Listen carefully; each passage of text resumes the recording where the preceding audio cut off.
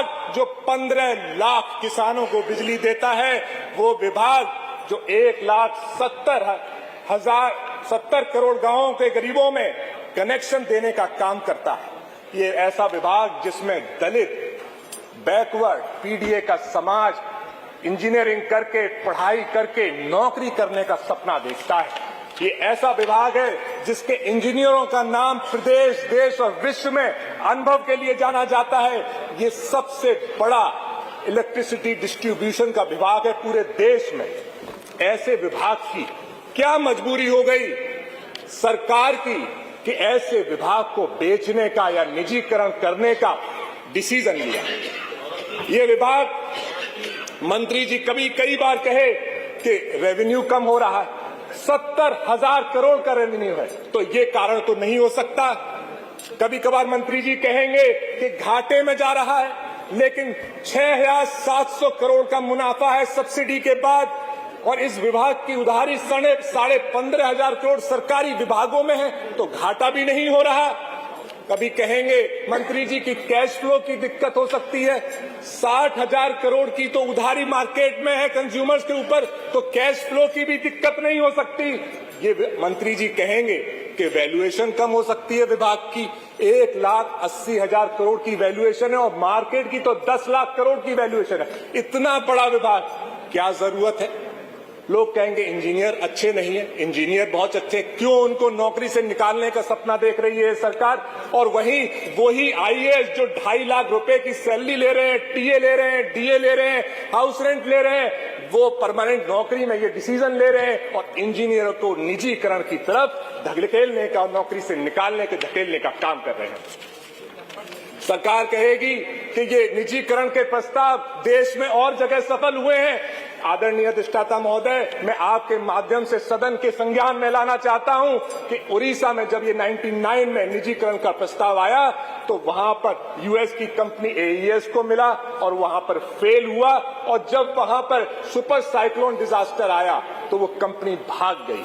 ऐसे ही निजीकरण अगर हमारे प्रदेश में होगा तो विपदा जब आएगी तो ये प्राइवेट कंपनियां हमारे प्रदेश को छोड़ के भाग जाएंगी।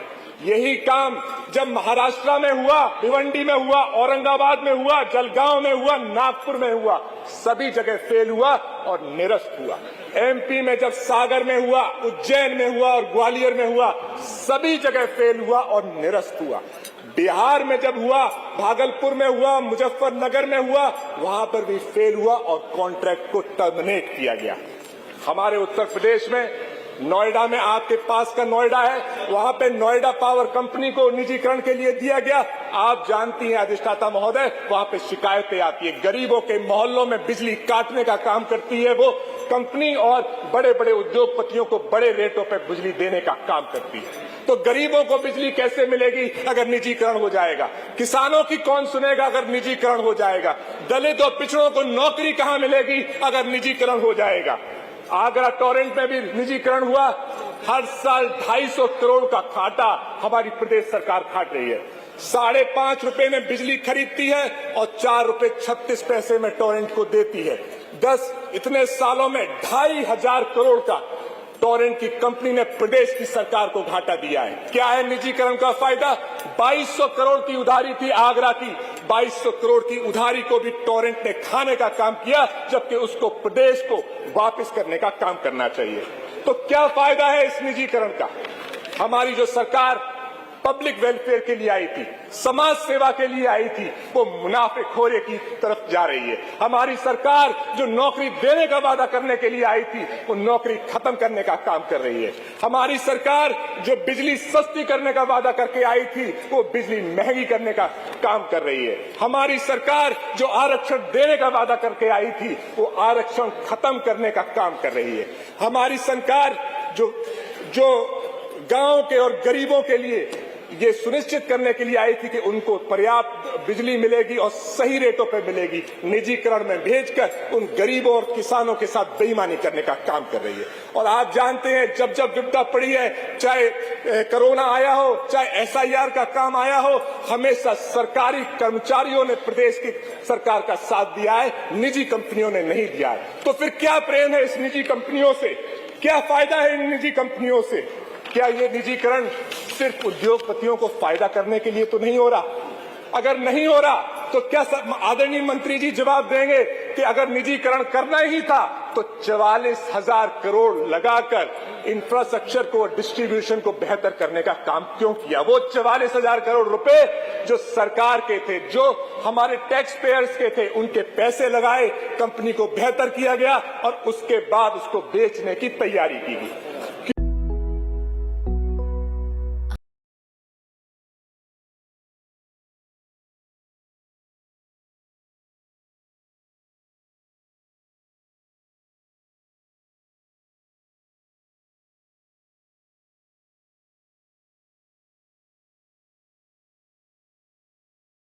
जिनके पास टेंडर जाएगा वो 45% तक बिजली की दर बढ़ा सकती है। जैसे कि महाराष्ट्र में 15.5 रुपए बिजली की दर है। 15.5 रुपए में आदरणीय अधिष्ठाता महोदय, कौन गरीब बिजली खरीद पाएगा? कौन किसान बिजली खरीद पाएगा? कौन बेरोजगार बिजली से अपने यहां लट्टू जला पाएगा? कोई नहीं जला पाएगा। ये सिर्फ उद्योगपतियों को फायदा करने का काम किया जा रहा है। और ट्रांजैक्शन टेंडर जिस कंपनी को दिया गया है, एमएस ग्रांट थॉर्टन, इसको, ये यूएस की कंपनी है जो यूएस में बैन है और वहां पे $40,000 का उस पर जुर्माना है, ये उसने माना है। और यही कंपनी अदानी ग्रुप की कंसल्टेंट भी है। तो क्या वजह है, क्या दबाव है सरकार पे कि जिस सरकारी विभाग को, सरकारी बड़े विभाग को निजीकरण की ओर धकेला जा रहा है? और अगर उद्योगपतियों को फायदा कराने का काम नहीं है तो क्यों 21,000 मेगावाट की बिजली खरीद के अगले 25 साल के कॉन्ट्रैक्ट है? तो क्या मैं मान लूं कि जैसे बीजेपी सरकार ने एयर इंडिया को बेच दिया, जैसे बीजेपी सरकार ने सेंट्रल इलेक्ट्रॉनिक्स लिमिटेड को बेच दिया, जैसे बीजेपी सरकार ने सरकार के जनरल इंश्योरेंस को बेच दिया, जैसे बैंकों को प्राइवेट किया गया, जैसे एयरपोर्ट्स को प्राइवेट किया जा रहा है, जैसे पोर्ट्स को प्राइवेट किया जा रहा है, जैसे शिपिंग कॉर्पोरेशन को प्राइवेट किया जा रहा है, जैसे स्पेस सेक्टर को प्राइवेट करने की सरकार ने पैरवी कर दी है, जैसे न्यूक्लियर पावर सेक्टर को प्राइवेट करने की सरकार ने पैरवी कर दी है, जैसे भारत पेट्रोलियम और पवन हंस को प्राइवेट करने की तैयारी है। क्या इसी ऐसे ही हमारी सरकार, बीजेपी की सरकार, उत्तर प्रदेश की सरकार उद्योगपतियों को फायदा देने के लिए गरीबों की, किसानों की, पिछड़ों की, दलितों की बिजली बेचने का काम करेंगे? और आदरणीय अधिष्ठाता महोदय, मैंने आपके अपने इस वक्तव्य से साबित किया कि बिजली विभाग एक मजबूत विभाग है। यूपीपीसीएल बड़ी वैल्यूएशन का विभाग है जहां पे अनुभवी इंजीनियर है। मैंने साबित किया कि निजीकरण आम आदमी के लिए फायदेमंद नहीं है, कि गरीब के लिए, किसान के लिए, उद्योगपतियों, प्रदेश के छोटे उद्योगपतियों के लिए फायदेमंद नहीं है। मैंने साबित किया कि इसकी जो टेंडर प्रक्रिया है वो भी ट्रांसपेरेंट नहीं है। तो फिर क्या वजह है, क्या वजह है कि निजीकरण की तरफ हमारे विभाग को धकेला जा रहा है? जिस विभाग को पुरानी सरकारों ने, चाहे बीजेपी की रही हो, चाहे सपा की रही हो, चाहे बसपा की रही हो, सबने मिलजुल के, पुराने मंत्रियों ने, पुराने अधिकारियों ने मिलजुल के इस विभाग को खड़ा किया था। क्या वजह है? तो यही, इसीलिए मैं अपनी 2 लाइन बोलकर अपनी बात खत्म करूंगा और आपके माध्यम से मैं अनुरोध करूंगा कि इस गहन विषय पर विस्तार से चर्चा हो और इसकी सारी चीजें बाहर निकल के आए।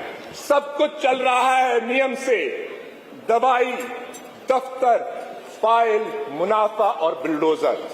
बस एक ही चीज जिसकी सरकार को परवाह नहीं, वो है आम आदमी। आदरणीय अधिष्ठाता महोदय, उत्तर प्रदेश का आम आदमी। बहुत बहुत धन्यवाद।